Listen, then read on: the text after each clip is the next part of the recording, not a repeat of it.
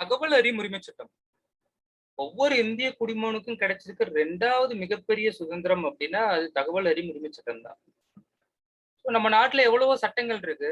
அதுல பர்ட்டிகுலரா எதுக்காக தகவல் அறியும் உரிமை சட்டத்தை அதை மட்டும் நம்ம வந்துட்டு 2வது சுதந்திரம் அப்படின்னு சொல்றோம்னா, இந்த சட்டம் ஒரு சாதாரண குடிமகனுக்கும் அவ்வளவு பெரிய ஒரு பவரை கொடுத்திருக்கு. அப்படி என்ன பவரை கொடுத்திருக்கு, இந்த சட்டத்துல அப்படி என்ன சிறப்புகள் இருக்கு, அதை பத்தி தான் இன்னைக்கு நம்ம பார்க்க போறோம். ஸோ இந்த வீடியோவை கடைசி வரைக்கும் எண்டு வரைக்கும் நீங்க பாத்தீங்க அப்படின்னா, கண்டிப்பா உங்களால இந்த சட்டத்தை ரொம்ப எளிமையா இந்த சட்டத்தை பயன்படுத்தி அரசு அலுவலகத்துல இருந்து எப்படி ஒரு தகவலை வாங்க முடியும் அப்படின்றத உங்களால தெரிஞ்சுக்க முடியும். ₹1 கூட லஞ்சம் கொடுக்காம அரசினுடைய திட்டங்களையோ இல்ல உங்களுடைய உரிமைகளையோ அரசிட்ட இருந்து எப்படி வாங்கணும் அப்படின்றது உங்களுக்கு கிளியரா புரிஞ்சிடும். ஸோ கண்டிப்பா இந்த வீடியோவை லாஸ்ட் வரைக்கும் பாருங்க. ரொம்ப டெக்னிக்கலா ரொம்ப அதிகமான செக்ஷன்ஸ் அதெல்லாம் சொல்லி கன்ஃபியூஸ் பண்ணலாம் மாட்டோம். ரொம்ப ப்ராக்டிக்கலா ரொம்ப எளிமையா ஒரு சாதாரண எழுத படிக்க தெரிஞ்சாலே போதும். சாதாரணமா எழுத படிக்க தெரிஞ்சாலே போதும். அவங்களும் இந்த சட்டத்தை எப்படி பயன்படுத்த முடியும் அப்படின்ற மாதிரியான ஒரு செஷன் தான் இது. இப்போ இந்த சட்டத்தை பத்தி நம்ம பார்க்கலாம். 1990ல பாத்தீங்கன்னா ராஜஸ்தான் அந்த ஸ்டேட்ல பஞ்ச நிவாரண பணி அப்படின்னு ஒண்ணு நடந்துட்டு இருந்தது. அப்போ அந்த பணியில வந்துட்டு நிறைய ஊழல், நிறைய முறைகேடுகள்லாம் நடந்துட்டு இருந்திருக்கு. இத விசாரிக்கணும் அப்படின்றதுக்காக, இதுல நடந்த ஊழல் முறைகேடுகளை விசாரிக்கணும் அப்படின்றதுக்காக ஒரு பொது விசாரணை வைக்கிறாங்க. அந்த பொது விசாரணையில மக்கள் எல்லாரும் வந்துட்டு அவங்களோட கருத்தை சொல்றாங்க. அவங்களோட கருத்தை வந்து அவங்களே டைரக்டா சாட்சியா வந்துட்டு பதிவு பண்றாங்க. அப்படி பதிவு பண்ணப்பட்ட அந்த சாட்சியின் அடிப்படையில கடைசியா கிடைச்சது என்னன்னா, அதுல வந்துட்டு ஊழல் நடந்திருக்கிறது கண்டுபிடிக்கப்பட்டிருக்கு. அப்போ இப்படி ஒவ்வொரு திட்டத்திலையும் ஊழல் நடந்திருக்குமா அப்படின்னா வந்துட்டு கண்டிப்பா நடந்திருக்கும். இது போல ஒவ்வொரு திட்டத்துக்கும் நடந்திருக்க ஊழலை கண்டுபிடிக்கிறதுக்காக ஒரு பொது விசாரணை வைக்க முடியுமான்னா அது சாத்தியம் இல்லாத ஒரு விஷயம். அப்போ அரசினுடைய ஒரு திட்டம் இருக்கு அப்படின்னா, அரசு ஏதாவது ஒரு திட்டத்தை மக்களுக்காக நடைமுறைப்படுத்துறாங்க அப்படின்னா, அப்படி நடைமுறைப்படுத்தும் போது அந்த திட்டம் குறித்த விவரங்களை தகவலா கேட்கிறது ஒவ்வொரு குடிமகனுடைய உரிமை. அந்த உரிமையை எங்களுக்கு கொடுங்க அப்படின்னு சொல்லிட்டு ஒரு பெரிய போராட்டம் நடத்துறாங்க. மஸ்தூர் கிசான் சக்தி சங்கதன் அப்படின்ற அமைப்பை சேர்ந்தவங்க மக்களை ஒன்று திரட்டி ஒரு பெரிய போராட்டம் வந்து நடத்துறாங்க. அரசு ஒரு திட்டத்தை நடைமுறைப்படுத்துறாங்க அப்படின்னா, அந்த திட்டம் குறித்த விவரங்கள் வந்து தகவலா மக்களாகிய எங்களுக்கு தெரியப்படுத்த வேண்டியது அரசினுடைய கடமை மட்டும் இல்லாம, அந்த தகவலை கேட்டு வாங்குறது எங்களுடைய ஒரு சாதாரண குடிமகனுடைய உரிமையும் கூட. அதனால அதை வந்து சட்டமாக்குங்க அப்படின்னு சொல்லிட்டு ஒரு பெரிய போராட்டம் நடத்துறாங்க. ஒரு நீண்ட நாள் போராட்டத்துக்கு அப்புறம் 15/6/2005 அந்த சட்டம் பார்லிமெண்ட்ல கொண்டு வர்றாங்க. சட்டமாக்கப்பட்டிருக்காங்க. முதல்ல ராஜஸ்தான்ல தான் அந்த சட்டம் நடைமுறைக்கும் வந்தது. 12/8/2015 இந்த சட்டம் நடைமுறைக்கு வந்துருச்சு. இதான் இந்த சட்டம் ரைட் டு இன்ஃபர்மேஷன் ஆக்டினுடைய ஒரு ஷார்ட் இன்ட்ரோடக்ஷன். ரொம்ப சுருக்கமா தான் நான் சொல்லியிருக்கேன். இப்போ இந்த சட்டத்தை பத்தி நாம ஏன் தெரிஞ்சுக்கணும்? அப்படி என்ன இந்த சட்டத்தை தெரிஞ்சுக்கனால நம்மளுக்கு என்ன ஒரு பெரிய பயன், என்ன யூஸ் இருக்கு அப்படின்னா, நம்ம நாட்டுல எவ்வளவோ சட்டங்கள் இருக்கு. அதையெல்லாம் விட்டுட்டு பர்ட்டிகுலரா இந்த சட்டத்தை பத்தி மட்டும் நாம ஏன் தெரிஞ்சுக்கணும் அப்படின்னா, இதுக்கு நிறைய காரணங்கள் இருக்கு. அது முக்கியமான ஒரு காரணம் அப்படின்னு பாத்தீங்கன்னா, 2005க்கு முன்னாடி அரசினுடைய டாக்குமெண்ட் இல்ல அரசினுடைய அபிஷியல் டாக்குமெண்ட் எதையாவது நீங்க கையிலயோ இல்ல வீட்லயோ வச்சிருந்தீங்க அப்படின்னா அது குற்றம். அபிஷியல் சீக்ரெசி ஆக்ட் பிரகாரம் வந்துட்டு உங்களை 3 வருஷம் வரைக்கும் ஜெயில கூட போடுறதுக்கான போட்டுருவாங்க 2005க்கு முன்னாடி. அப்ப 2005க்கு முன்னாடி எந்த ஒரு அரசு ஆவணத்தையும் எந்த ஒரு அரசு டாக்குமெண்ட்டையும் உங்க கையிலயும் உங்க வீட்டுல நீங்க வச்சிருக்க முடியாது. 2005க்கு அப்புறம் இந்த சட்டம் கொண்டு வந்ததுக்கு அப்புறம் அரசினுடைய அபிஷியல் டாக்குமெண்ட் அரசினுடைய ஆவணம் எதையுமே வந்துட்டு நீங்க வச்சிருக்க முடியும். அந்த அளவுக்கு ஒரு பெரிய ஃப்ரீடம் இந்த சட்டம் உங்களுக்கு கொடுத்திருக்கு. இது மட்டும் இல்லாம அரசினுடைய வெளிப்படைத்தன்மை, எந்த ஒரு திட்டமா இருந்தாலும் சரி அந்த திட்டம் குறித்த விவரங்கள் உங்களால தெரிஞ்சுக்க முடியும். இந்த திட்டம் உதாரணத்துக்கு பிரதம மந்திரியின் வீடு வசதி திட்டம் இருக்கு அப்படின்னா அந்த திட்டத்தின் கீழே வீடு வாங்குறதுக்கு பயனாளிக்கு என்னென்ன தகுதிகள் இருக்கணும், பயனாளிகள் எப்படி தேர்வு செய்யப்படுறாங்க, அந்த பயனாளிகளுடைய அந்த வீடு கட்டுறதுக்கு தேர்வு செய்யப்படும் பொழுது எந்த ஒரு முறைகேடும் இல்லாம சரியான பயனாளிகளை தான் தேர்வு பண்ணியிருக்காங்களா அப்படின்ற இந்த மாதிரியான எல்லா விஷயங்களும் நான் உதாரணத்துக்கு அந்த ஒரு திட்டத்தை சொல்லியிருக்கேன். இது மாதிரி எந்த ஒரு திட்டத்தை வேணாலும் நீங்க எடுத்து அதனுடைய வெளிப்படைத்தன்மைய தெரிஞ்சுக்க முடியும். அது போல வந்து காரணம் சொல்லணுன்ற அவசியம் கிடையாது. நீங்க ஒரு தகவலை கேட்கும் பொழுது காரணம் சொல்லணும் அப்படின்ற அவசியம் கிடையாது.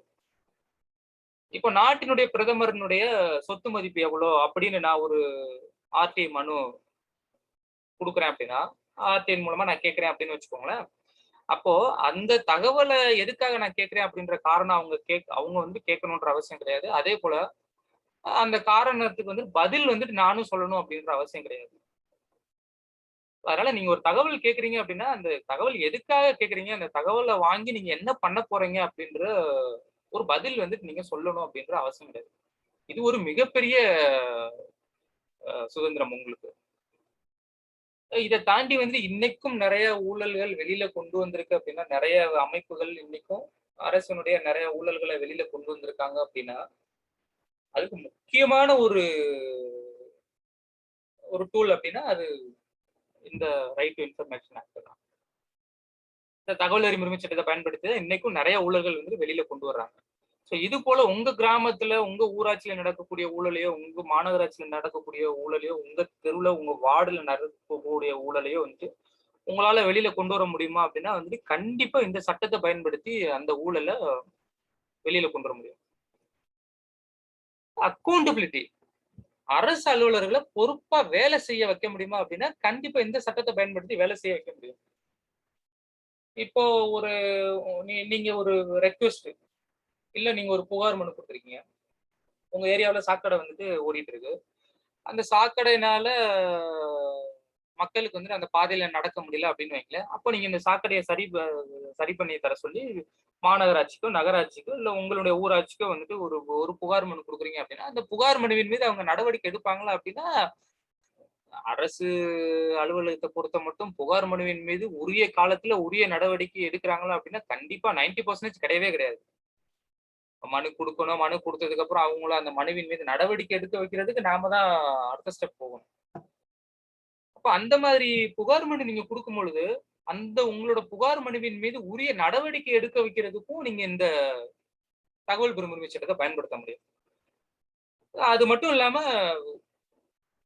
லஞ்சம் குடுக்காமல் உங்களோட உரிமைகள நீங்க வாங்கணும். உங்களோட உரிமைகள் எதுவா இருந்தாலும் சரி, இல்ல அரசினுடைய திட்டங்கள் எதுவா இருந்தாலும் லஞ்சம் இல்லாம நீங்க வாங்கணும் அப்படின்னு நீங்க நினைக்கிறீங்க அப்படின்னா, அப்ப அந்த மாரி டைம்ல கண்டிப்பா இந்த ஆர்டிஐ பயன்படுத்தி லஞ்சம் இல்லாமல் உங்களோட உரிமைகளையும், உங்க அரசினுடைய திட்டத்தையும் நீங்க பெற முடியும்.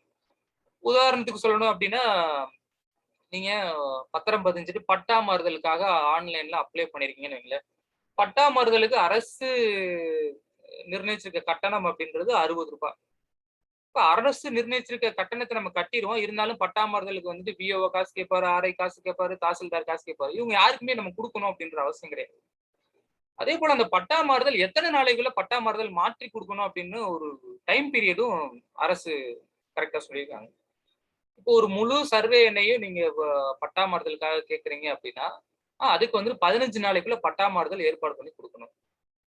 இப்ப இதே இது வந்துட்டு ஒரு உட்பிரிவு 75 அப்படின்ற ஒரு சர்வே நம்பர்ல உள்ள ஒரு உட்பிரிவுக்கு 75 ஏ, இல்ல 75 பி, இல்ல 75/1 அந்த மாரி ஒரு உட்பிரிவு உள்ள ஒரு பிரிவுக்கு நீங்க பட்டா மாறுதல் கேட்டு விண்ணப்பிக்கிறீங்க அப்படின்னா, 30 நாளைக்குள்ள உங்களுக்கு பட்டா மாறுதல் பண்ணி குடுக்கணும்.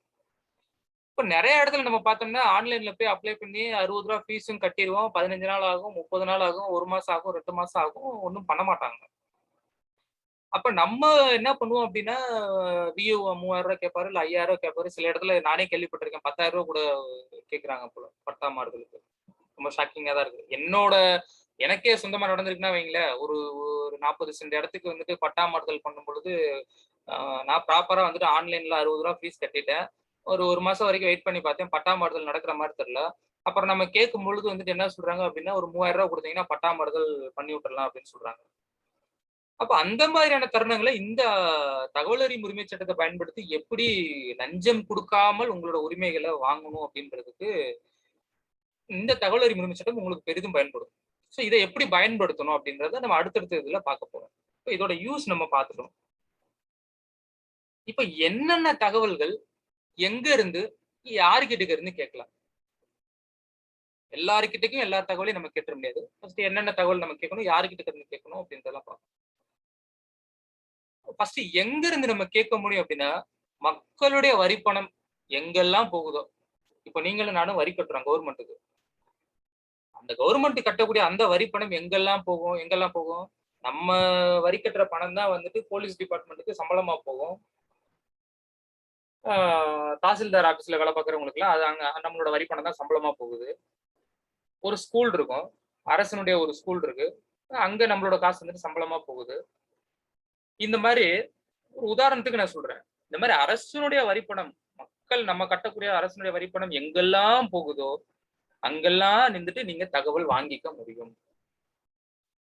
அரசு துறைகள் எல்லா துறைகள்கிட்ட இருந்து நீங்க தகவல் வாங்கிக்க முடியும். இது போக வந்துட்டு அரசு வந்துட்டு சில இடத்துல ஃபண்டிங் பண்ணும். அது என்ன மாதிரி இடம் அப்படின்னு பாத்தீங்கன்னா, இப்போ எக்ஸாம்பிளுக்கு கவர்மெண்ட் ஸ்கூல் கவர்மெண்டே நடத்துறது. இப்போ மேனேஜ்மெண்ட் ஸ்கூல் அப்படின்னு சொல்லிட்டு ஒரு சில ஸ்கூல் இருக்கும், நம்ம கேள்விப்பட்டிருப்போம். அந்த ஸ்கூல்ல வந்துட்டு வேற ஒரு தனிநபர் மேனேஜ்மெண்ட் பண்ணுவாரு. கவர்மெண்ட் மேனேஜ் பண்ணாது. ஒரு தனிநபர் பண்ணலாம், இல்லைன்னா ஒரு ஒரு ட்ரஸ்ட் கூட அந்த ஸ்கூலை நடத்தலாம். அப்போ மேனேஜ் பண்றது வேற ஒருத்தவங்க, ஒரு தனிநபரா இருக்கலாம், ஒரு ட்ரஸ்டா இருக்கலாம். ஆனா அந்த ஸ்கூல்ல ஒர்க் பண்ணக்கூடிய டீச்சர்ஸ்க்கு சம்பளமோ, இல்ல அந்த ஸ்கூலுக்கு புக்ஸ் மெட்டீரியல்ஸோ, இல்ல அந்த ஸ்கூலினுடைய இன்ஃப்ராஸ்ட்ரக்சருக்கோ வந்துட்டு அரசு வந்துட்டு ஃபண்டிங் பண்ணுவாங்க. அப்ப அந்த மாதிரி பண்ணக்கூடிய ஸ்கூலில் அந்த மாதிரி அரசு ஃபண்டிங் பண்ணக்கூடிய அலுவலகங்கள், கம்பெனிஸ் இருக்கு அப்படின்னா, அங்க இருந்து உங்களால வந்துட்டு தகவலை வாங்கிக்க முடியுமா அப்படின்னா கண்டிப்பா வாங்கிக்க முடியும். இங்கெல்லாம் இருந்து நீங்க தகவல் வாங்க முடியும் அப்படின்றத நம்ம பார்த்தாச்சு. இப்ப என்னென்ன தகவல்களை நீங்க இங்கெல்லாம் இருந்து வாங்க முடியும் அப்படின்னு கேட்டீங்கன்னா, இந்த தகவல் அறியும் உரிமை சட்டம் செக்ஷன் 2Fல சில விஷயங்கள் வந்து சொல்லியிருக்காங்க. எதெல்லாம் தகவல் அப்படின்ற விஷயத்துக்குள்ள வரும் அப்படின்னு சொல்லியிருக்காங்க. அந்த தகவலை மட்டும்தான் நீங்க தகவல் அறியும் உரிமை சட்டத்தின் கீழே கேட்டு வாங்க முடியும் அப்படின்னு சொல்லியிருக்காங்க. இப்ப அடுத்த ஸ்லைட்ல நம்ம அதை தான் பார்க்க போறோம். செக்ஷன் 2Fக்கு கீழே எதெல்லாம் தகவலா கேட்டு நம்ம வாங்க முடியும் அப்படின்றத பார்க்க போறோம். இப்போ ஓகே. இப்ப யாரெல்லாம் தகவல் கேட்டு வாங்க முடியும் அப்படின்னா, ஒரு இந்திய குடிமகன் யாரா வேண்டும்னாலும் இருக்கலாம். அவங்க தகவல் அறியும் உரிமை சட்டத்தின் கீழ தகவலை கேட்டு வாங்க முடியும்.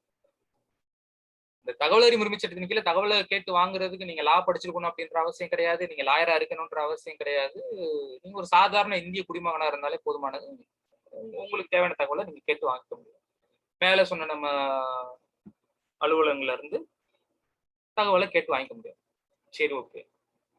இப்போ இந்த செக்ஷன் 2Fல எதெல்லாம் தகவலா கேட்டு வாங்க முடியும் அப்படின்னு சில விஷயங்கள் சொல்லியிருக்காங்க. அதுல சிம்பிளா நம்ம சொல்லணும் அப்படின்னா, எதெல்லாம் தகவல் அப்படின்னு நம்மளுக்கு தெரியல அப்படின்னா ஒண்ணுமே கிடையாது. ஒரு ஆபீஸ்க்குள்ள நீங்க உள்ள நுழையறீங்க. ஒரு விஓ ஆபீஸ்க்குள்ள உள்ள நுழையறீங்க. இல்ல ஒரு மாவட்ட ஆட்சியர் அலுவலகத்துக்குள்ள நுழையறீங்க. ஒரு தாலுகா ஆபீஸ்க்குள்ள நீங்க போனீங்கன்னா, இந்த மாதிரி அரசு அலுவலகங்கள் இருக்கு அப்படின்னா, அந்த அலுவலகங்களுக்கு உள்ள எல்லாமே வந்துட்டு தகவல் தான்.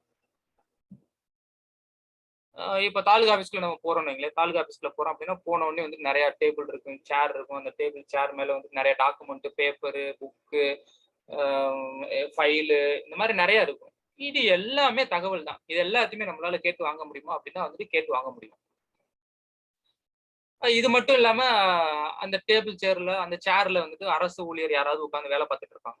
இப்ப அந்த அரசு ஊழியர்கள் பத்தின தகவலையும் உங்களால கேட்டு வாங்க முடியுமா? அப்படின்னா, கண்டிப்பா அவங்கள பத்தின தகவலும் கேட்டு வாங்க முடியும்.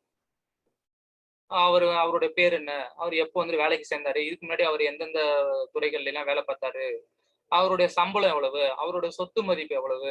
அவர் பணிக்கு சேரும் பொழுது என்னென்ன டாக்குமெண்ட்லாம் குடுத்து பணிக்கு சேர்ந்தாரு? இந்த மாதிரியான விஷயங்கள்லாம் உங்களால கேட்டு வாங்க முடியுமா? அப்படின்னா வந்துட்டு கேட்டு வாங்க முடியும். அப்ப அந்த அரசு அலுவலகத்துக்கு உள்ள போறோம்னா, இந்த பேப்பர்ஸ், டாக்குமெண்ட் மட்டும் இல்லாம அரசு ஊழியர்களுடைய தகவல மட்டும் தான் கேட்டு வாங்க முடியும். வேற எதையும் கேட்டு வாங்க முடியுமா? முடியாதா? அப்படின்னா, வேற சில தகவலும் நம்ம கேட்டு வாங்க முடியும். அப்ப அவரு டேபிள்லயே ஒரு கம்ப்யூட்டர் இருக்கலாம். அப்ப அந்த கம்ப்யூட்டர்ல உள்ள தகவலை நம்மளால கேட்டு வாங்க முடியுமான்னா, கண்டிப்பா வந்துட்டு இங்க என்ன சொல்லியிருக்காங்கன்னா வந்துட்டு, எலக்ட்ரானிக்ஸ் ஃபார்மேட்ல உள்ள எல்லா விதமான இன்ஃபர்மேஷனையும் உங்களால கேட்டு வாங்க முடியும் அப்படின்னு சொல்றாங்க. அப்ப அந்த கம்ப்யூட்டர்ல உள்ள எல்லா தகவலையும் நீங்க வாங்க முடியும். அந்த ஹார்ட் டிஸ்க்ல உள்ள எல்லா தகவலையும் வாங்க முடியும். அந்த கம்ப்யூட்டர்ல ஏதாவது ஒரு மெயில் இருக்கு அப்படின்னா, அந்த மெயில் ஐடிக்கு வந்திருக்கக்கூடிய மெயிலையும் உங்களால அரசு சம்பந்தமான மெயில வந்துட்டு உங்களால கேட்டு வாங்க முடியும். இது மட்டும் தான் வாங்க முடியுமா அப்படின்னா, சாம்பிள்ஸ் வாங்க முடியும் உங்களால. லாக் புக்கு, மாடல்ஸ் உங்களால வாங்க முடியும். ஃபார் எக்ஸாம்பிள் சாம்பிள்ஸ் அப்படின்னா, உங்க ஊர்ல வந்து ரோடு போடுறாங்க அப்படின்னு வைங்களேன். சிமெண்ட் ரோடு ஒண்ணு போடுறாங்க அப்படின்னா, அந்த சிமெண்ட் ரோட்ல வந்துட்டு எம் சாண்ட் போட்டிருக்காங்களா? இல்ல மணல் போட்டிருக்காங்களா? அது மணல் போட்டிருக்காங்க அப்படின்னா, என்ன ரேஷியோல மணல், சிமெண்ட், ஜல்லிலாம் மிக்ஸ் பண்ணி அந்த ரோட போடுறாங்க அப்படின்ற அந்த சாம்பிள் வந்துட்டு உங்களால கலெக்ட் பண்ண முடியும். வாங்க முடியும். மாடல்ஸ் வாங்க முடியும். மாடல்ஸ் அப்டின்னா, இப்ப அரசு வந்துட்டு நெறைய ஸ்டூடண்ட்ஸ்க்குலாம் வந்துட்டு லேப்டாப் குடுக்குறாங்க. அப்ப அரசு குடுக்கக்கூடிய அந்த லேப்டாப்னுடைய ஒரு மாடல் நம்மளால கேட்டு வாங்க முடியுமானா, வாங்க முடியும். இப்ப மதுரை சிட்டி இருக்கு. மதுரை சிட்டி ஸ்மார்ட் சிட்டியா மாத்த போறாங்க அப்டின்னா, அதுக்கு ஒரு ஒரு மாடல் வச்சிருப்பாங்க. எங்கெல்லாம் என்னெல்லாம் வரப்போகுது அப்டின்னு சொல்லிட்டு.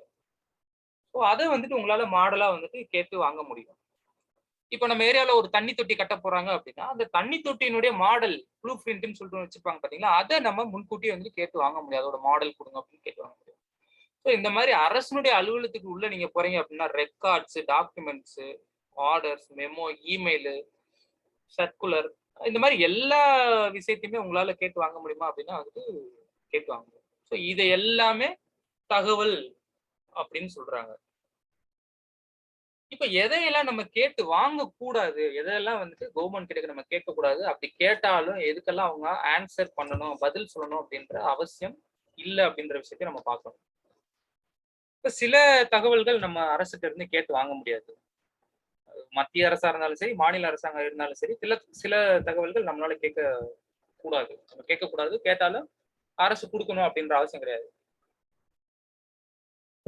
அது என்ன மாதிரியான தகவல்கள் அப்படின்னு பார்த்தீங்கன்னா, இப்ப சென்ட்ரல் கவர்ன்மெண்ட் மத்திய அரச பொறுத்த மட்டும் வந்துட்டு நாட்டினுடைய இறையாண்மையை பாதிக்கக்கூடிய ஒரு தகவல சொல்றதுனால, இந்த தகவல சொன்னா நாட்டினுடைய இறையாண்மை பாதிக்கப்படும். நாட்டினுடைய பாதுகாப்பு பாதிக்கப்படும். அப்படின்னு ஏதாவது தகவல் இருந்துச்சுன்னா, அந்த தகவல்கள நமக்கு சொல்லணும் அப்படின்ற அவசியம் கிடையாது. இதெல்லாமே வந்துட்டு விலக்களிக்கப்பட்ட தகவல்கள். அரசு பாதுகாக்கப்பட வேண்டிய ரகசியமான சில தகவல்கள். இப்போ உதாரணத்திற்கு நாட்டினுடைய ராணுவம் சம்பந்தமான தகவல்கள் எல்லாமே வந்துட்டு அரசு பாதுகாப்பா வைக்கக்கூடிய ரகசியமான தகவல்கள். இத வெட்ட வெளியா தகவலா சொல்றாங்க அப்படின்னா வந்து, அந்த தகவல் எதிரி நாட்டுக்கு கிடைச்சுச்சு அப்படின்னா, நம்ம நாட்டினுடைய ராணுவ ரகசியம் எதிரி நாட்டுக்கு கிடைச்சுச்சுன்னா, அவங்க ஈஸியா நம்ம எல்லைக்குள்ள புகுந்துருவாங்க. அப்ப அந்த மாதிரியான தகவல்கள்லாம் பாதுகாக்கப்பட வேண்டிய தகவல்கள். இந்த தகவல சொல்லணும் அப்படின்ற அவசியம் கிடையாது. இது போல சென்ட்ரல் கவர்ன்மென்ட்டுக்கும் சரி, ஸ்டேட் கவர்ன்மென்ட்டுக்கும் சரி சில விலக்களிக்கப்பட்ட தகவல்கள்லாம் இருக்கு. அங்க இருந்துலாம் நீங்க வந்துட்டு தகவல் கேட்டு வாங்க முடியாது. உதாரணத்துக்கு சென்ட்ரல் கவர்ன்மெண்ட்ட பொறுத்த மட்டும் வந்துட்டு உளவுத்துறை ஐபி சொல்லுவாங்கல்ல. உளவுத்துறை சம்பந்தமான தகவல்கள நீங்க தகவலா கேட்டு வாங்க முடியாது. அது போக வந்துட்டு இந்த அமலாக்கத்துறை, போதைப் பொருள் துறை, ஆ எல்லை பாதுகாப்பு படை சம்பந்தமானது. இது சம்பந்தமான தகவல்கள்லாம் உங்களால வந்துட்டு தகவல் உரிமை சட்டத்தின் கீழ கேட்டு வாங்க முடியாது. அதுபோல மாநில அரசு எடுத்துக்கிட்டீங்க அப்படின்னா வந்துட்டு குற்றப்புலனாய்வு பிரிவு, அ சில முக்கியமான சிறப்பு பிரிவு இதெல்லாம் வந்துட்டு இருக்கும். இந்த சிறப்பு புலனாய்வு பிரிவு, ஆ திருட்டு வீடியோ தடுப்பு பிரிவு, இந்த மாதிரியான சில பிரிவுகள்ல இருந்துனா உங்களால வந்துட்டு தகவல்கள கேட்டு வாங்க முடியாது. இதுக்கு தனியான ஒரு பெரிய லிஸ்ட்டே இருக்கு. செக்ஷன் 8ல அத தான் சொல்றாங்க. செக்ஷன் 8ல எதெல்லாம் தகவல் அறியும் சட்டத்திலிருந்து விலக்களிக்கப்பட்டிருக்கு, எதெல்லாம் நீங்க தகவல் அறியும் சட்டத்திலிருந்து கேட்க முடியாது அப்படின்ற ஒரு பெரிய லிஸ்ட் வந்து செக்ஷன் 8ல வந்துட்டு சொல்லியிருக்காங்க. அது நம்ம ஃபியூச்சர்ல வந்துட்டு பார்க்கலாம். செக்ஷன் 8ல எதெல்லாம் நம்ம வாங்கக்கூடாது, எதெல்லாம் தகவலா அவங்க குடுக்கணுன்ற அவசியம் இல்லன்றத நம்ம ஃபியூச்சர்ல பார்க்கலாம். இது போக வந்துட்டு 20 வருஷத்துக்கு முன்னாடி உள்ள தகவல்களை நீங்க கேட்டு வாங்க முடியாது அப்படின்னு சொல்லியிருக்காங்க. ஆனா, சில நேரங்கள்ல பத்திரம், பட்டா சம்பந்தமானது 20 வருஷத்துக்கு முன்னாடி உள்ள தகவல் கூட கேட்கிற மாரி இருக்கும். சோ அந்த மாரி தருணங்கள்ல இந்த பத்திரம் சம்பந்தமானதோ, பட்டா சம்பந்தமானதோ இருக்கு அப்படின்னா, பதிவுத்துறை சம்பந்தமான டாக்குமெண்ட் 20 வருஷத்துக்கு முன்னாடி இருந்தாலும், பதிவுத்துறை சம்பந்தமான டாக்குமெண்ட்ட நீங்க கேட்டு வாங்க முடியும். 20 வருஷத்துக்கு முன்னாடி இருந்தாலும், அது ரெக்கார்டிங் உள்ள தகவல்கள நீங்க கேட்டு வாங்க முடியும். இது போக வந்து தனிநபரினுடைய பிரைவசி, தனிநபரினுடைய பிரைவசிய பாதிக்கக்கூடிய எந்த ஒரு தகவல்களும் நீங்க கேட்டு வாங்க முடியாது. அதே போல வந்துட்டு தனிநபரினுடைய பிரைவசி அப்படின்னா என்ன சொல்றேன்னா, இப்ப அரசு ஊழியரினுடைய சம்பளம் கேட்க முடியும். அவரோட பேர் கேட்க முடியும். அவர் என்னைக்கு பணிக்கு சேர்ந்தாரு, என்னைக்கு எவ்வளவு நாள் வந்து லீவ் போட்டிருக்காரு. இது எல்லாமே நீங்க கேட்க முடியும். அந்த அரசு ஊழியருக்கு எத்தனை பசங்க, அந்த அரசு ஊழியர்னுடைய மனைவியினுடைய விபரமோ இல்ல கணவருடைய விபரமோ, அந்த அரசு ஊழியனுடைய தனிப்பட்ட விபரங்கள் எதையுமே வந்துட்டு உங்களால இந்த தகவல் உரிமை சட்டத்தின் கீழ கேட்டு வாங்க முடியாது. இது போக வந்துட்டு தொழில் ரகசியம். தொழில் ரகசியம் நம்ம சொல்லுவோம். அந்த மாதிரியான அதாவது இந்த தகவல சொல்றதுனால அவரோட வணிகம் பாதிக்கும் அப்படின்னு இருக்கு அப்படின்னா, அந்த மாதிரியான தகவல்களை உங்களால வந்துட்டு தகவல் உரிமை சட்டத்தின் கீழ கேட்டு வாங்க முடியாது. ஓகே. இப்ப நம்ம தகவல் உரிமை சட்டம்னா என்ன? என்ன தகவல்கள்லாம் நம்ம வாங்க முடியும்? எங்க இருந்தெல்லாம் வாங்க முடியும்? அப்படின்றதெல்லாம் பார்த்தாச்சு. இப்ப இந்த மனுவை எழுதி யாருக்கு நான் அனுப்பணும்? இப்ப எனக்கு வந்துட்டு தாசில்தார் ஆபீஸ்ல ஒரு தகவல் தேவைப்படுது. எனக்கு தாசில்தார் ஆபீஸ்க்கு யாருக்கு அனுப்பணும் அப்படின்றது தெரியல. இதே இது ஊராட்சி சம்பந்தமான ஒரு தகவல் வந்துட்டு தேவைப்படுது. இப்ப 100 நாள் வேலையில வந்துட்டு யாருக்கெல்லாம் வந்துட்டு சம்பளம் குடுத்துருக்காங்க, யாரெல்லாம் வேலை பார்த்திருக்காங்க அப்படின்ற டீட்டெயில்ஸ் வந்துட்டு வேணும். இல்ல என்ன வேலையில 100 நாள் வேலை திட்டத்தின் கீழ நடந்திருக்கு அப்படின்றத நீங்க பார்க்கணும், தெரிஞ்சுக்கணும் அப்படின்னா, அப்ப அந்த தகவல வந்துட்டு கேட்டு யாருக்கு மனு குடுக்கணும் அப்படின்ற ஒரு டவுட் வரும். இப்போ ஒவ்வொரு டிபார்ட்மெண்ட்லயும் அந்தந்த டிபார்ட்மெண்ட்ல அந்தந்த அலுவலகத்துல வந்துட்டு பொது தகவல் அலுவலர் அப்படின்னு ஒருத்தர் இருப்பாரு. ஊராட்சி மன்றத்தினுடைய தகவல்கள்லாம் நீங்க வாங்கணும் அப்படின்னா வந்துட்டு அந்தந்த ஊராட்சியினுடைய ஊராட்சி ஒன்றிய அலுவலகம் அப்படின்னு சொல்லிட்டு BDO office, block development office இருக்கு பாத்தீங்களா, அங்க ஒருத்தர் பொது தகவல் அலுவலர் இருப்பாரு. அவருக்கு மனு அனுப்பணும். இப்ப நீங்க வட்டாட்சியர் சம்பந்தமான இல்ல வட்டாட்சியர் அலுவலகம் சம்பந்தமான தகவல் கேட்கணும்னா பொது தகவல் அலுவலர் அங்க ஒருத்தர் இருப்பாரு. அவருக்கு நீங்க அனுப்பணும். எனக்கு அவங்களோட அட்ரஸ் எல்லாம் தெரியலங்க அப்படின்னு வைங்களேன். நீங்க சிம்பிளா என்ன பண்ணலாம் அப்படின்னா, எனக்கு அந்த ஆபீஸ் எங்க இருக்குன்னு தெரியல, அதோட அட்ரஸ் எங்க இருக்குன்னு தெரியல அப்படின்னா, நீங்க கேட்கிற தகவல் மாநில அரசு சார்ந்த தகவலா இருந்துச்சு அப்படின்னா, உங்களோட மனுவை நீங்க யாருக்கு அனுப்பலாம் அப்படின்னா, கலெக்டருக்கு அனுப்பலாம். உங்க டிஸ்ட்ரிக்ட்னுடைய கலெக்டருக்கு இல்ல எந்த டிஸ்ட்ரிக்ட்னுடைய தகவல் கேட்கறீங்களோ அந்த டிஸ்ட்ரிக்ட்னுடைய கலெக்டருக்கு நீங்க அனுப்பலாம். இப்போ உதாரணத்துக்கு நான் என்னோட ஊராட்சியினுடைய சில தகவல்கள் நான் கேட்கணும் அப்படின்னு நினைக்கிறேன் அப்படின்னா, எனக்கு வந்துட்டு அந்த ஊராட்சி ஒன்றிய அலுவலகம் பிடிஓ ஆபீஸ் எங்க இருக்குன்னு தெரியல அப்படின்னா, நான் என்ன பண்ணலாம் அப்படின்னா, பொது தகவல் அலுவலர் அப்படின்ற ஒரு வார்த்தை போட்டுட்டு, தகவல் உரிமை சட்டம் அப்படின்ற ஒரு வார்த்தை போட்டுட்டு, என்னோட கலெக்டருக்கு மதுரை டிஸ்ட்ரிக்டுடைய கலெக்டருக்கு நான் அனுப்பிச்சு வச்சிடலாம். அப்போ அவங்க என்ன பண்ணுவாங்க அப்படின்னா, அந்த மனு வந்துட்டு எந்த துறையினுடைய தகவல் அப்படின்றத பார்த்து அந்த துறைக்கு அவங்க அனுப்பிச்சு வச்சுருவாங்க. ஸோ இது மாதிரி நீங்க ஒரு தமிழ்நாடு கவர்மெண்ட் சம்பந்தமான ஒரு தகவலை நீங்க கேட்கறீங்க அப்படின்னா, நீங்க உங்களுக்கு அட்ரஸ் தெரியல அப்படின்னா நேரடியா வந்துட்டு கலெக்டருக்கு அனுப்பிச்சிடலாம். கலெக்டர் அலுவலகத்துல இருந்து உங்களுக்கு நீங்க கேட்டிருக்க தகவல் எந்த டிபார்ட்மெண்ட் சேர்ந்ததோ அந்த டிபார்ட்மெண்ட்டுக்கு அவங்களே மாற்றி அனுப்பிச்சிருவாங்க. அனுப்பிச்சிட்டு உங்களுக்கு தகவலும் சொல்லிடுவாங்க. இந்த மாதிரி உங்க மனு வந்து இந்த அரசு துறையை சேர்ந்தது, இந்த அலுவலகத்தை சேர்ந்தது. அதனால நாங்க அந்த அலுவலகத்துக்கு மாத்தி அனுப்பிச்சிருக்கோம் அப்படின்னு சொல்லி உங்களுக்கு தகவல் தெரிவிச்சுருவாங்க. இதே நீங்க கேட்கிற தகவல் மத்திய அரசு துறையை சேர்ந்ததா இருக்கு அப்படின்னு உதாரணத்துக்கு நீங்க ரயில்வே துறை சம்பந்தமான ஏதாவது ஒரு தகவல் நீங்க கேட்கறீங்கன்னா, ரயில்வே டிபார்ட்மெண்ட் வந்துட்டு சென்ட்ரல் கவர்மெண்ட் சேர்ந்தது. இதே நீங்க போஸ்டல் டிபார்ட்மெண்ட் அஞ்சல் துறையை சேர்ந்ததை கேட்கறீங்கன்னா, அஞ்சல் துறையும் வந்துட்டு சென்ட்ரல் கவர்மெண்ட்டுக்கு கீழே ரன் ஆகக்கூடியது. அப்ப நீங்க கேட்கக்கூடிய தகவல்கள் மத்திய அரசு சார்ந்த தகவலா இருந்துச்சு அப்படின்னா, நீங்க கண்ணை மூடிட்டு யாருக்கு அனுப்பலாம் அப்படின்னா வந்துட்டு தலைமை அஞ்சல் அலுவலகம் அந்தந்த டிஸ்ட்ரிக்ட்ல உள்ள தலைமை அஞ்சல் அலுவலகத்துக்கு அனுப்பலாம். அப்படி இல்ல அப்படின்னா வந்துட்டு நேரடியா நீங்க ஆளுநருக்கு அனுப்பலாம். அப்படி இல்லைன்னா வந்துட்டு பிரதமருக்கு அனுப்பலாம். பிரதமருடைய அலுவலகத்துக்கு வந்துட்டு நீங்க அனுப்பலாம். ஒரு மத்திய அரசு சார்ந்த தகவலா இருந்துச்சு அப்படின்னா, பிரதமர் அலுவலகத்துக்கு பொது தகவல் அலுவலர், பிரதமருடைய அலுவலக முகவரியை போட்டு நீங்க அனுப்பலாம். அவங்க என்ன பண்ணுவாங்கன்னா, அது எந்த டிபார்ட்மெண்ட்னுடைய தகவல் அப்படின்றத பார்த்து அந்த டிபார்ட்மெண்ட்க்கு அதை ஃபார்வர்ட் பண்ண டீடைல்ஸ் வந்துட்டு உங்களுக்கு அனுப்பிச்சுருவாங்க. இப்ப யாருக்கு அனுப்பணும் அப்படின்றதை நம்ம பார்த்தாச்சு. சரிங்களா? இப்போ நெக்ஸ்ட் எந்த லாங்குவேஜ்ல நம்ம அனுப்பணும்? இது வந்துட்டு தமிழ்ல தான் அனுப்பணுமா, இங்கிலீஷ்ல தான் அனுப்பணுமா, எந்த லாங்குவேஜ்ல நம்ம மனு அனுப்பலாம் அப்படின்னா, ஒண்ணு நீங்க வந்து இங்கிலீஷ்ல அனுப்பலாம். 2வது இங்கிலீஷ்ல நீங்க ஸ்டேட் கவர்மெண்ட் சம்பந்தப்பட்டதா இருந்தாலும் சரி, சென்ட்ரல் கவர்மெண்ட் சம்பந்தப்பட்டதா இருந்தாலும் சரி, இங்கிலீஷ்ல நீங்க அனுப்பலாம். ஆங்கிலத்துல அனுப்பலாம். அப்படி இல்ல அப்படின்னா, அந்தந்த மாநிலத்தினுடைய அபிஷியல் லாங்குவேஜ் என்னவோ அந்த லாங்குவேஜ்ல நீங்க அனுப்பலாம். இப்போ உதாரணத்துக்கு தமிழ்நாடை பொறுத்த மட்டும் வந்து தமிழ்நாட்டினுடைய அலுவலக மொழி வந்து தமிழ் தான். அப்ப நீங்க தமிழ்நாட்டினுடைய தகவல் ஏதாவது கேட்கறீங்க அப்படின்னா நீங்க ஒண்ணு இங்கிலீஷ்ல அனுப்பலாம், அப்படி இல்லைன்னா வந்து இங்க அபிஷியல் லாங்குவேஜ் தமிழ், அதனால தமிழ்ல அனுப்பலாம். நீங்க அப்படியே கர்நாடகா ஸ்டேட்ல உள்ள ஏதாவது ஒரு தகவல் கேட்கறீங்க அப்படின்னா அங்க வந்துட்டு நீங்க என்ன அனுப்பலாம் அப்படின்னா ஒண்ணு இங்கிலீஷ்ல அனுப்பலாம். அப்படி இல்லைன்னா வந்துட்டு அந்த ஸ்டேட்னுடைய அபிஷியல் லாங்குவேஜ் என்னன்னு பார்க்கணும். அந்த ஸ்டேட்னுடைய அபிஷியல் லாங்குவேஜ் கன்னடம் நினைக்கிறேன். அப்போ அந்த லாங்குவேஜ்ல நீங்க அனுப்பலாம். ஹிந்தியும் அனுப்பலாம். ஏதாவது ஒரு ஸ்டேட்ல வந்து ஹிந்தி தான் அந்த கவர்மெண்ட்னுடைய அபிஷியல் லாங்குவேஜ் அப்படின்னா ஹிந்திலேயே நீங்க அனுப்பலாம். இப்போ சென்ட்ரல் கவர்மெண்ட்னுடைய அலுவலக மொழி வந்துட்டு ஹிந்தி தான் அப்படின்னு சொல்றாங்க. அப்ப சென்ட்ரல் கவர்மெண்ட்னுடைய தகவலை நீங்க கேட்கறீங்க அப்படின்னா ஒண்ணு ஆங்கிலத்துல அனுப்பலாம், இல்ல அப்படின்னா வந்து ஹிந்தியில கூட அனுப்பலாம். ஸ்டேட் கவர்மெண்ட்னுடைய தகவலை நீங்க கேட்கறீங்க அப்படின்னா ஒண்ணு இங்கிலீஷ்ல அனுப்பலாம், இல்ல அந்தந்த ஸ்டேட்னுடைய அபிஷியல் லாங்குவேஜ் என்னவோ அலுவலக மொழி என்னவோ அந்த லாங்குவேஜ்ல நீங்க மனுவை வந்துட்டு அனுப்பலாம். அவங்களும் பதில் வந்துட்டு அந்த லாங்குவேஜ்னுடைய அபிஷியல் அந்த ஸ்டேட்னுடைய அபிஷியல் லாங்குவேஜ் என்னவோ அந்த லாங்குவேஜ்ல பதில் சொல்லுவாங்க. அப்படி இல்லைன்னா இங்கிலீஷ்ல வந்துட்டு பதில் சொல்லுவாங்க. இப்போ ஓகே. எனக்கு மனு எப்படி எழுதி அனுப்பணும்? இதுக்குன்னு எனக்கு ஏதாவது ஒரு ஃபார்மட் இருக்கா? என்ன ஃபார்மட்ல நான் எழுதி அனுப்பணும் அப்படின்னா, இதுக்குன்னு ஸ்பெஷலா எந்த ஒரு ஃபார்மட்டுமே கிடையாது.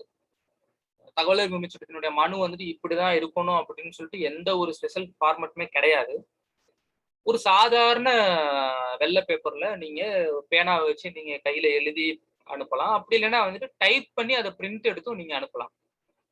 கையில எழுதி அனுப்பலாம், இல்ல டைப் பண்ணி பிரிண்ட் எடுத்து அனுப்பலாம். ஆனா இதுக்குன்னு ஒரு ஃபார்மட் அப்படிலாம் கிடையாது. நீங்க ஸ்கூல் படிக்கும்போது நம்ம எல்லாருமே லீவ் லெட்டர் எழுதிருப்போம் பாத்தீங்களா? அந்த லீவ் லெட்டர் ஃபார்மட்லயே அனுப்புனர், பெறுநர், பொருள், என்ன தகவல் கேட்கிறோமோ அந்த தகவல், கீழ வந்துட்டு சைனு. அவ்வளவுதான். இந்த மாதிரி ஒரு சாதாரண லீவ் லெட்டர் ஃபார்மட்லயே வந்துட்டு எழுதி அனுப்பலாம். இப்போ இந்த தகவலை கேட்கறதுக்கு நம்ம எதுவும் கட்டணம் செலுத்தணுமா அப்படின்னா கண்டிப்பா கட்டணம் செலுத்தணும். மாநில அரசு சார்ந்த தகவல் ஸ்டேட்டினுடைய தகவல் நீங்க கேட்கறீங்க அப்படின்னா இப்போ ஃபார் எக்ஸாம்பிள் தமிழ்நாடு அரசு சம்பந்தமான தகவல் நீங்க கேட்கறீங்க அப்படின்னா 10 ரூபா கோர்ட் ஃபீஸ் ஸ்டாம்ப் அப்படின்னு சொல்லிட்டு நீதிமன்ற வில்லை, நீதிமன்ற முத்திரை அப்படின்னு சொல்லிட்டு இங்க கீழே இருக்கு பாத்தீங்களா? ஸோ இதுதான் வந்துட்டு 10 rupees கோர்ட் ஃபீஸ் ஸ்டாம்ப். இந்த ஸ்டாம்பை நீங்க வந்துட்டு உங்களோட மனுவுல வந்துட்டு எங்க எம்டி ஸ்பேஸ் இருக்கோ அந்த இடத்துல ஒட்டணும். ஸோ இதான் 10 ரூபாய் கட்டணம் செலுத்தணும். ஸ்டேட் கவர்மெண்ட் இருந்தாலும் சரி, சென்ட்ரல் கவர்மெண்ட் இருந்தாலும் சரி 10 ரூபா நம்ம கட்டணம் செலுத்தணும். இந்த 10 ரூபாயை வந்துட்டு காசா செலுத்தாம வந்துட்டு இந்த மாதிரி மாநில அரசு சார்ந்த தகவலை நீங்க கேட்கறீங்க அப்படின்னா 10 ரூபா ஸ்டாம்ப் வாங்கி உங்களோட அப்ளிகேஷனோட ஒட்டி நீங்க தகவல் கேட்கலாம். இதே இது நீங்க கேட்கறது சென்ட்ரல் கவர்மெண்ட் மத்திய அரசு சார்ந்த தகவலா இருந்துச்சு அப்படின்னா அங்க வந்துட்டு நீங்க கோர்ட் ஃபீஸ் ஸ்டாம்ப் யூஸ் பண்ணக்கூடாது. அங்க போஸ்டல் ஆர்டர் அப்படின்னு சொல்லிட்டு நீங்க எல்லா போஸ்ட் ஆஃபீஸ்ல நீங்க போய் அப்படின்னா வந்து 10 ரூபாய்க்கு வந்துட்டு போஸ்டல் ஆர்டர் அப்படின்னு சொன்னீங்கன்னா இந்த மாதிரி வந்துட்டு 10 ரூபாய்க்கு வந்துட்டு போஸ்டல் ஆர்டர் ஒன்று கொடுப்பாங்க. அந்த போஸ்டல் ஆர்டரை அனெக்ஸ் பண்ணி உங்களோட மனுவோட சேர்த்து நீங்க அனுப்பலாம். இதுதான் கட்டணம்.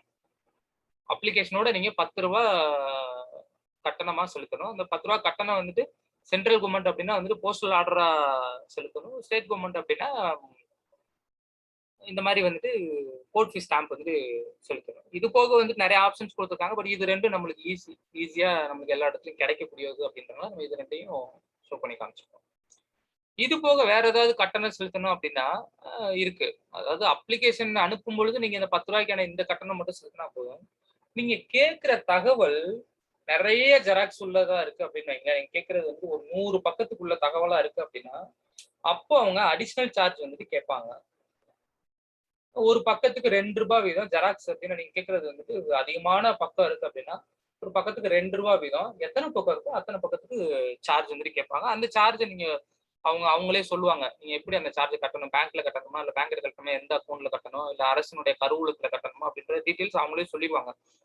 இந்த மாதிரி நீங்க கேட்டிருக்க தகவல் வந்துட்டு 100 பக்கம் இருக்கு. இந்த 100 பக்கத்துக்கு வந்துட்டு பக்கத்துக்கு 2 ரூபாய் வீதம் 100 பக்கத்துக்கு 200 ரூபாய் நீங்க இந்த அக்கௌண்ட்ல இல்ல இந்த கருவூலத்துல இந்த பேர்ல வந்துட்டு செலுத்திட்டு அதனுடைய விவரத்தை நீங்க தெரிவிங்க அப்படின்னு சொல்லிட்டு உங்களுக்கு பதில் அனுப்புவாங்க. ஸோ அவங்க எப்படி செலுத்த சொல்றாங்களோ அதுல செலுத்திட்டு அந்த பணம் நீங்க செலுத்தினதுக்கான ரசீதை திரும்பி அந்த பொது தகவல் அலுவலருக்கு அனுப்பிச்சு வச்சுங்கன்னா அவரு உங்களுக்கு தேவையான தகவலை உங்களுக்கு அனுப்பிச்சு வச்சுருவாரு. இது போக நீங்க கேட்கிற டாக்குமெண்ட் வந்துட்டு இல்ல நீங்க கேட்கிற தகவல் வந்துட்டு சிடில தான் கேட்குறீங்க, இல்ல சிடி வடிவில் தான் இருக்கு அப்படின்னீங்களா, சிடி வடிவில் டிவிடி வடிவில் இருக்கு அப்படின்னா அதை அந்த வடிவில் நீங்க கேட்குறீங்க அப்படின்னா ஒரு சிடிக்கு ₹50 வீதம் சார்ஜ் பண்ணுவாங்க, எவ்வளவு சிடி இருக்கோ அந்த மாதிரி. இப்போ வந்து சாம்பிள்ஸ் ஏதாவது நீங்க கேட்குறீங்க அப்படின்னா அந்த சாம்பிள்ஸ்க்கு எவ்வளோ அமௌண்ட்டோ அந்த அமௌண்ட்டை நீங்க பண்ற மாதிரி இருக்கும். இப்போ உதாரணத்துக்கு சாம்பிள்ஸ்ல மாடல்ஸ்லாம் கேட்குறீங்க அப்படின்னா ஒரு லேப்டாப் அரசு வழங்கக்கூடிய லேப்டாப் ஒன்று கேட்குறீங்கன்னா அந்த லேப்டாப்னுடைய அமௌண்ட் என்னவோ அந்த அமௌண்ட்டை நீங்க பே பண்ணி அந்த சாம்பிள்ஸ் வந்து நீங்க கலெக்ட் பண்ணிக்கலாம். இதுதான் வந்துட்டு கட்டணம். இப்போ இதுல நீங்க வறுமை கோட்டுக்கு கீழே இருக்கீங்க அப்படின்னு வைங்களேன், அப்போ உங்களுக்கு நீங்க எந்த ஒரு கட்டணமே செலுத்தணும் அப்படின்ற அவசியம் கிடையாது. அந்த மனுவோட சேர்த்து நீங்க வறுமை கோட்டுக்கு கீழே தான் இருக்கீங்க அப்படின்ற அந்த ஆதாரம், அந்த வறுமை கோட்டுக்கு கீழே உள்ள சர்டிபிகேட் மட்டும் இணைச்சு அனுப்பிச்சிட்டீங்க அப்படின்னா நீங்க எந்த ஒரு கட்டணமும் கட்டணும் அப்படின்ற அவசியம் கிடையாது. ஓகே, இதுல முக்கியமான சட்ட பிரிவுகள் இதுல வந்து மொத்தமே கம்மியான சட்டங்கள் தான் இருக்கு, 30 சம்திங் தான் இருக்கு. ஆனா நீங்க எல்லா சட்டத்தையும் தெரிஞ்சுக்கணும் அப்படின்ற அவசியம் கிடையாது. உதாரணத்துக்கு சொல்லணும் அப்படின்னா ஒரு முக்கியமான சட்டங்களை மட்டும் நீங்க தெரிஞ்சுக்கிட்டா போதும். ஒரு அப்ளிகேஷன் அனுப்பும் போது நீங்க என்ன மென்ஷன் பண்ணி அனுப்பணும், அந்த அப்ளிகேஷனுக்கு அவங்க பதில் வந்துட்டு எவ்வளவு நாளைக்குள்ள கொடுக்கணும், அப்படி அவங்க பதில் வந்து இந்த குறிப்பிட்ட நாளுக்குள்ள கொடுக்கலைன்னா ஃபர்ஸ்ட் அப்பீல் நீங்க எப்படி பண்ணணும், அதுக்கு சட்டம் என்ன சொல்லுது, ஃபர்ஸ்ட் அப்பீல் பண்ணியே உங்களுக்கு தகவல் கிடைக்கல அப்படின்னா செகண்ட் அப்பீல் நீங்க எப்படி போகணும், அதுக்குரிய சட்டம் என்ன சொல்லுது அப்படின்ற அந்த முக்கியமான சட்டத்தை மட்டும் நீங்க தெரிஞ்சுக்கிட்டாலே வந்து போதுமானது. செக்ஷன் 3 என்ன சொல்லுது அப்படின்னா வந்து all citizen have the right, எல்லா சிட்டிசனும் தகவல் பெறுவதற்கு உரிமை உள்ளது அப்படின்னு செக்ஷன் 3 சொல்லுது. இது நீங்க தெரிஞ்சுக்கிட்டாலே போதுமானது, எங்கேயும் மென்ஷன் பண்ணணும் அப்படின்ற அவசியம் எல்லாம் கிடையாது, அப்ளிகேஷன்ல எங்கேயும் எழுதணும் அப்படின்ற அவசியம் கிடையாது. நம்ம ஒரு தகவல் கேட்டு ஒரு மனு கொடுக்குறோம் பாத்தீங்களா, செக்ஷன் 6(1) வந்துட்டு அதை தான் சொல்லுது, ரெக்வெஸ்ட் ஃபார் இன்ஃபர்மேஷன். நம்ம வந்துட்டு ஒரு தகவல் கேட்டு மனு கொடுக்குறோம்ல, அதுதான் வந்துட்டு 6(1) வந்துட்டு சொல்லுது. செக்ஷன் 6(3) என்ன சொல்லுது அப்படின்னா வந்துட்டு ஒரு தகவல் கேட்டு நீங்க ஒரு மனுவை வந்துட்டு மாவட்ட ஆட்சியருக்கு அனுப்புறீங்க அப்படின்னா அந்த தகவல் மாவட்ட ஆட்சியர் அலுவலகத்தை சேர்ந்தது இல்ல, வேற ஒரு டிபார்ட்மெண்ட் சேர்ந்தது அப்படின்னா அவரு அந்த தகவலை அந்த அந்த மனுவை வந்துட்டு திரும்பி சம்பந்தப்பட்ட சரியான அலுவலகத்துக்கு அனுப்பிச்சு வைக்கணும். இதுதான் செக்ஷன் 6(3) வந்துட்டு சொல்லுது. அதே போல வந்து செக்ஷன் 7 என்ன சொல்லுது அப்படின்னா வந்துட்டு அனுப்பப்பட்ட அந்த மனுவின் மீது எத்தனை நாளைக்குள்ள நடவடிக்கை எடுத்து என்ன மாதிரி தகவல் என்ன மாதிரி முடிக்கணும், எவ்வளவு நாளைக்குள்ள நடவடிக்கை எடுத்து முடிக்கணும் அப்படின்ற விஷயத்தை தான் வந்துட்டு செக்ஷன் 7 வந்துட்டு சொல்லுது. செக்ஷன் 8 என்ன சொல்லுதுன்னா நம்ம ஏற்கனவே சொன்ன மாதிரி வந்துட்டு எக்ஸம்ஷன்ஸ், அதாவது எதெல்லாம் வந்துட்டு விலக்களிக்கப்பட்ட துறைகள், எந்த டிபார்ட்மெண்ட்ல இருந்தா நீங்க தகவல் கேட்க முடியாது அப்படின்ற விஷயத்தை தான் வந்துட்டு செக்ஷன் 8 வந்துட்டு சொல்றாங்க. செக்ஷன் 19(1) என்ன சொல்லுது அப்படின்னா வந்துட்டு நீங்க அப்ளிகேஷன் கொடுத்து தகவலுக்கு ஒரு மனு கொடுத்து இந்த பொது தகவல் அலுவலர் 30 நாளைக்குள்ள பதில் உங்களுக்கு கொடுக்கணும். அப்படி 30 நாளைக்குள்ள கொடுக்கல அப்படின்னா நீங்க ஃபர்ஸ்ட் அப்பீல் போய் உங்களோட தகவல் எல்லாத்தையும் ஃப்ரீயா வாங்கிக்கலாம். ஸோ அதுதான் வந்து செக்ஷன் 19(1) சொல்லுது. 19(3) என்ன சொல்லுதுன்னா செகண்ட் அப்பீல். ஃபர்ஸ்ட் அப்பீல் நீங்க போய் தகவல் கிடைக்கல அப்படின்னா வந்துட்டு ஆணையத்துக்கு, தமிழ்நாடு ஆணையத்துக்கோ இல்ல அந்த அந்தந்த ஸ்டேட்னுடைய ஆணையத்துக்கோ இல்ல சென்ட்ரலினுடைய ஆணையத்துக்கோ போய் உங்களோட தகவல்களை நீங்க வாங்கிக்க முடியும். இந்த சட்டங்கள் தெரிஞ்சாலே போதுமானது. இப்போதைக்கு நீங்க ஒரு தகவல் வாங்குறதுக்கு குறைஞ்சபட்சம் இந்த சட்டங்கள் தெரிஞ்சாலே வந்துட்டு போதுமானதா, நீங்க எல்லா சட்டங்களும் தெரிஞ்சிருக்கணும் அப்படின்ற அவசியம் கிடையாது. இதுதான் வந்துட்டு ஒரு மாதிரி மனு. இந்த மாதிரிதான் நீங்க ஒரு மனு ரெடி பண்ணி உங்களுக்கு என்ன தகவல் வேணுமோ அந்த தகவலை கேட்டு நீங்க அனுப்பிச்சு வச்சீங்க அப்படின்னா அவங்க உங்களுக்குரிய தகவலை அனுப்பிச்சுப்பாங்க. இப்போ ஒரு ஒயிட் ஷீட்ல நீங்க பேனாட்டையும் நம்ம ஏற்கனவே சொன்ன மாதிரி பேனாட்டையும் எழுதிக்கலாம் இல்ல டைப் பண்ணி அனுப்பலாம். தகவல் அறியும் உரிமை சட்டம் 2005 பிரிவு 6(1) கீழ் அனுப்பப்படுகிறது அப்படின்றத நீங்க சேர்த்துக்கணும். ஒப்புதல் அட்டையுடன் கூடிய பதிவஞ்சல், இது எதுக்காக அப்படின்னா இது வந்துட்டு ரெஜிஸ்டர் போஸ்ட்ல நான் வந்துட்டு அக்னாலஜ்மெண்ட் கார்டு சேர்த்து அனெக்ஸ் பண்ணியிருக்கேன் அப்படின்றதுக்காக நம்ம சொல்றோம். எதுக்குன்னா அந்த லெட்டரை வாங்கிட்டு அவர் வாங்கலைன்னு சொல்ல கூடாதுல்ல, அப்போ அந்த லெட்டரை வாங்கிட்டு அந்த அக்னாலஜ்மெண்ட் கார்டு நம்மளுக்கு ரிட்டர்ன் வந்துடும், நான் அந்த லெட்டரை வாங்கிட்டேன், அந்த மனுவை வாங்கிட்டேன் அப்படின்னு சொல்லிட்டு. அப்படி அந்த அக்னாலஜ்மெண்ட் ரிட்டர்ன் வரலைனாலும் நம்ம ட்ராக் பண்ணி பார்த்துக்க முடியும் அவர் ரிசீவ் பண்ணியிருக்காரா இல்லையா அப்படின்னு சொல்லிட்டு. ஸோ ஹெட்டிங் இந்த மாதிரி போட்டுக்கோங்க, தகவல் அறியும் உரிமை சட்டம் 2005 பிரிவு 6(1) கீழ் அனுப்பப்படுகிறது, ஒப்புதல் அட்டையுடன் கூடிய பதிவஞ்சல் அப்படின்றத போட்டுக்கோங்க. அனுப்புறன்ற இடத்துல உங்களோட பேர் வந்துட்டு போட்டுக்கோங்க. உங்க பேரு, உங்களோட கரெக்டான கம்யூனிகேஷன் அட்ரஸ், தப்பான அட்ரஸ் இங்க கொடுக்க கூடாது. அது மாதிரி மொட்டை கடிதாசி நம்ம போட முடியாது இதுல. இப்போ அரசு அலுவலகத்துக்கு பாத்தீங்கன்னா நிறைய மொட்டை கடிதாசி வரும். இந்த மாதிரி இந்த இடத்துல இது பண்றாங்க, இந்த ஆபீஸ்ல இது நடக்குது அப்படின்னு சொல்லிட்டு மொட்டையா ஒரு கடிதாசி வந்துட்டு போட்டிருப்பாங்க. தகவல் அறியும் உரிமை சட்டத்தின் கீழே நீங்க மனு செய்றீங்க அப்படின்னா கண்டிப்பா வந்துட்டு மொட்டை கடிதாசி எல்லாம் போட முடியாது. நீங்க அனுப்புனர் இடத்துல உங்களோட கரெக்டான அட்ரஸ் போடணும். ஏன்னா அவங்க கொடுக்குற பதில் பை போஸ்ட்ல தான் உங்களுக்கு திரும்பி அதே அட்ரஸ்க்கு போஸ்ட் மூலமா தான் உங்களுக்கு அனுப்பிச்சு வைக்க போறாங்க. அப்ப கண்டிப்பா வந்துட்டு அனுப்புனர் அட்ரஸ் வந்துட்டு நீங்க கொடுக்கணும். சரியான அட்ரஸ் கொடுக்கணும். மொட்டை கடிதாசி போட முடியாது. அனுப்புனர்ல உங்களோட சரியான அட்ரஸ் போட்டுக்கோங்க. இந்த அட்ரஸ்க்கு தான் அவங்க அனுப்புற பதில் வரும். ரெண்டாவது பெறுநர்.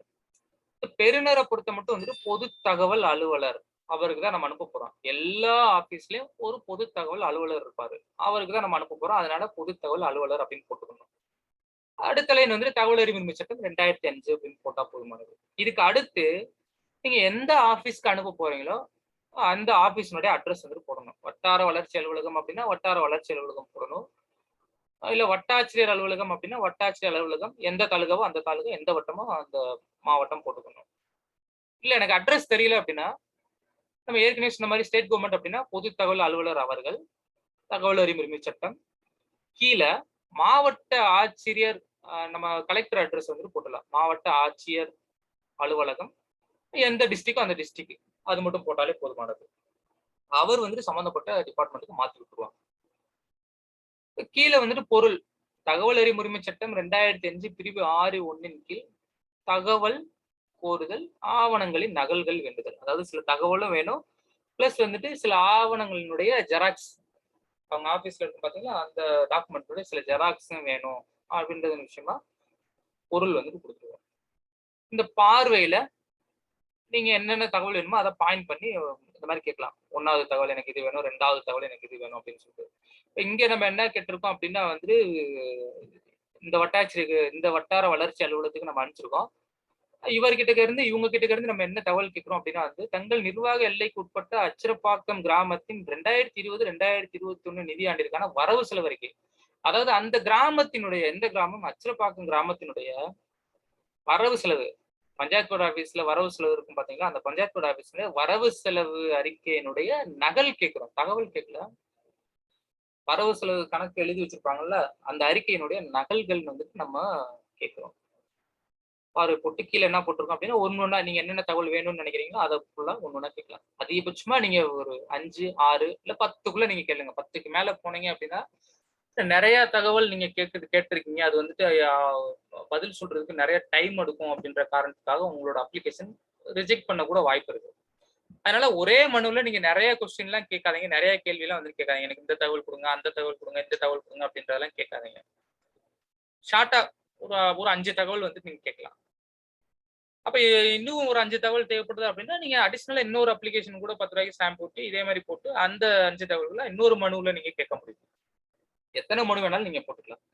பட் ஒரே மனுவில் நீங்க நிறைய தகவல் கேட்கும் பொழுது பொது தகவல் அலுவலர் சில நேரத்துல அதிகமான தகவல் கேட்கறதுனால நேரம் வந்துட்டு எனக்கு அதிகமா தேவைப்படுது, நேர விரயம் ஏற்படுது அப்படின்னு காரணத்தை சொல்லி உங்களோட மனு வந்து நிராகரிக்கப்படலாம்.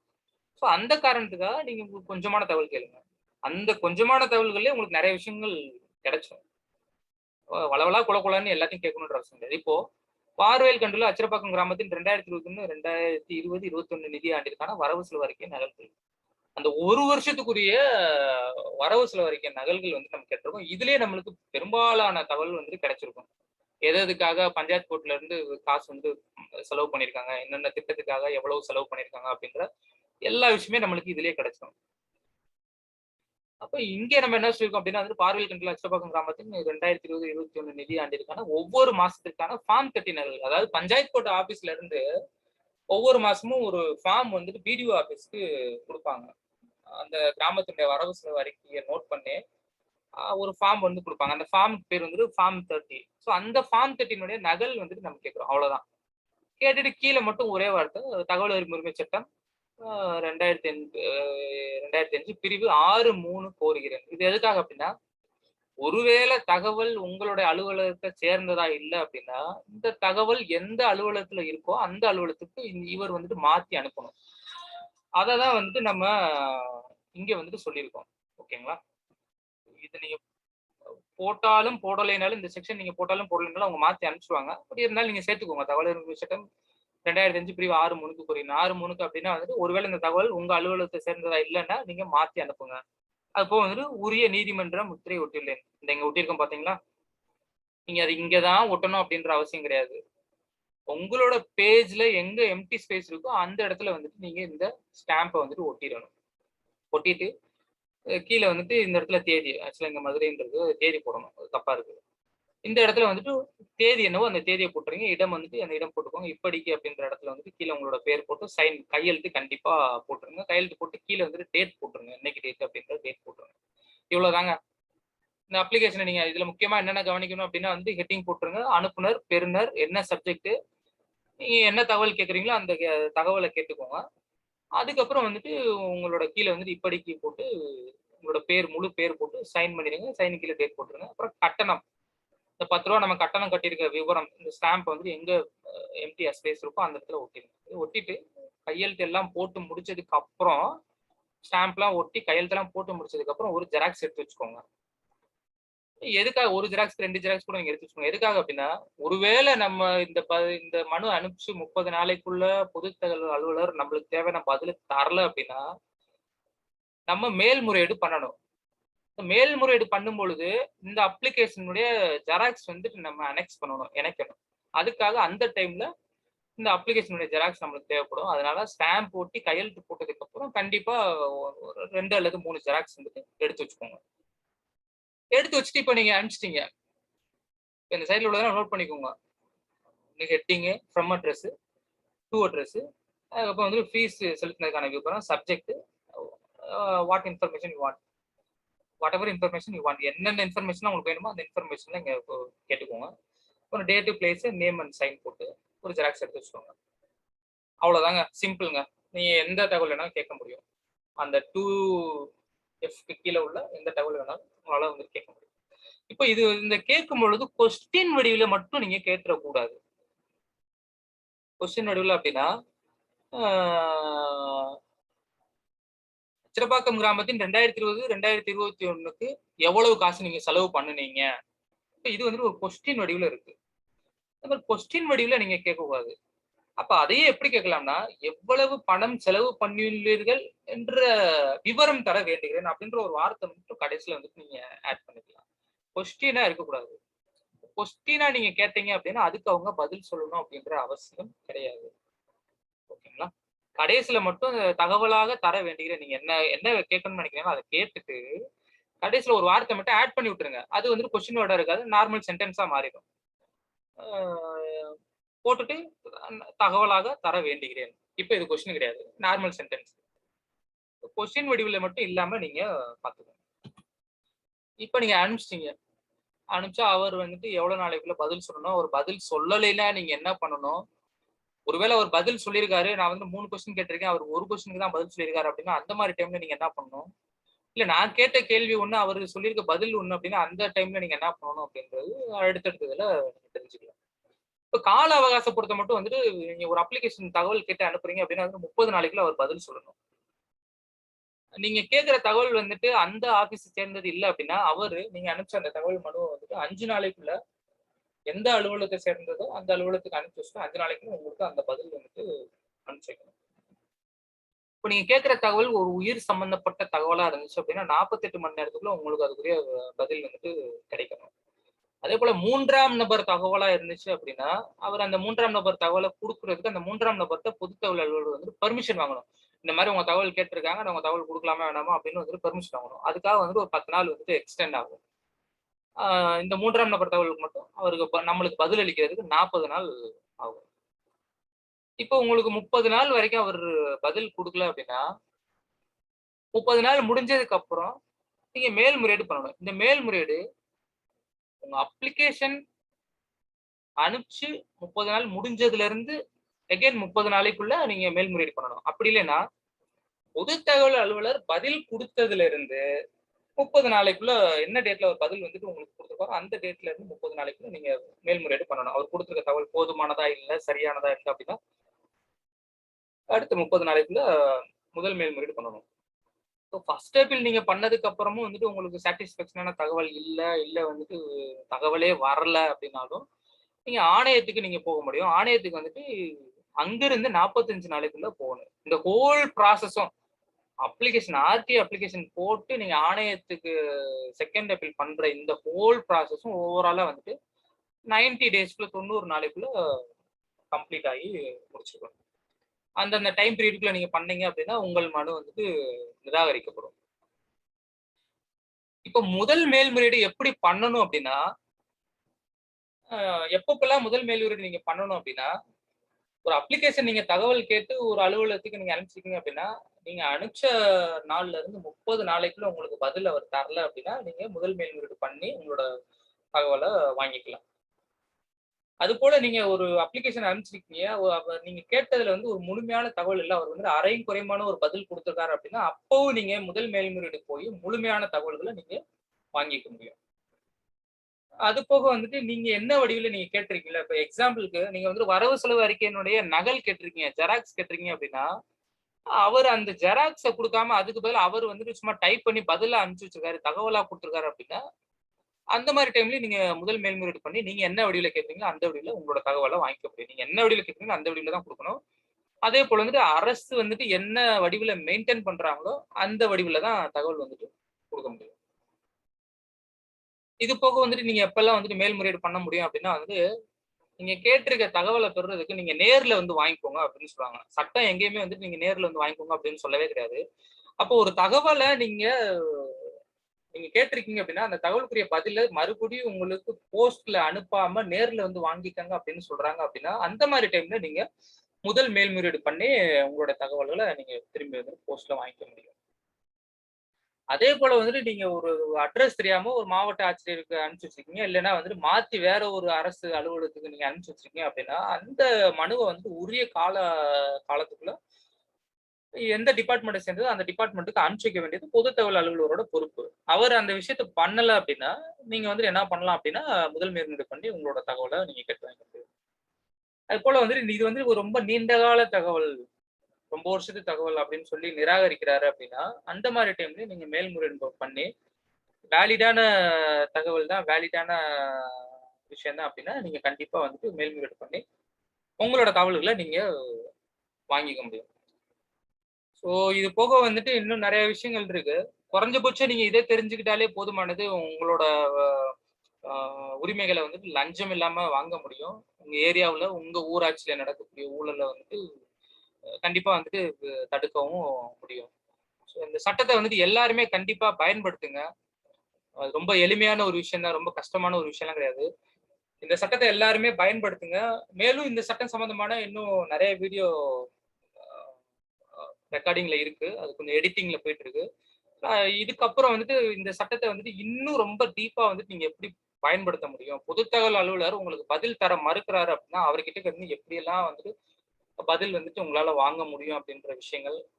இது போக முக்கியமான சில செக்ஷன்ஸ் இந்த சட்டத்துல வந்து என்னென்ன செக்ஷன்ஸ் இருக்கு?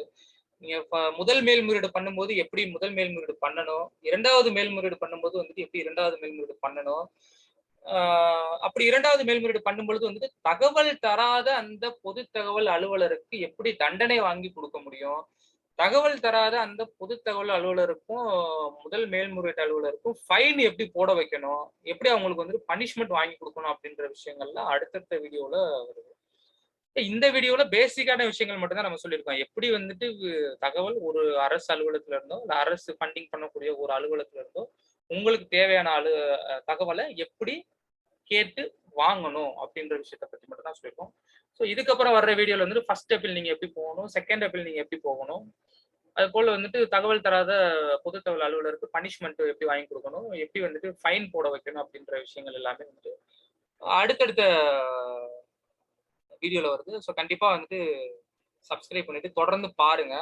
உங்களுக்கு வேற ஏதாவது டவுட்ஸ் இருந்துச்சு அப்படின்னா வந்துட்டு நீங்க தாராளமா வந்துட்டு கீழ வந்துட்டு கமெண்ட் பண்ணலாம். நாங்க எல்லாருமே வந்துட்டு ஆன்ஸர் பண்றதுக்கு ரெடியா இருக்கோம். Thank you.